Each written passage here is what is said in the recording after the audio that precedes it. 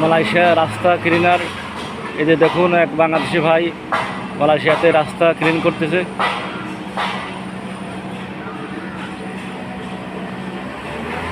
এই কাজে কিন্তু বেতন আপনার 2000 টাকা বা 2200 টাকা এরকম বেতন আসে। ডিউটিও বেশি সময় করা লাগে না। এই যে দেখুন কীভাবে রাস্তা ক্লিনার করে, আঙ্গিনের সাহায্য হাওয়া দিয়ে রাস্তা পরিষ্কার করতেছে। এরকম মালয়েশিয়ার প্রতিটা এলাকায় দেখা যায় বাংলাদেশি ভাইরা বিভিন্ন কাজকর্মে লিপ্ত আছে, বিভিন্ন ঘাস কাটা বা অন্যান্য রাস্তা পরিষ্কার করা কাজ করে।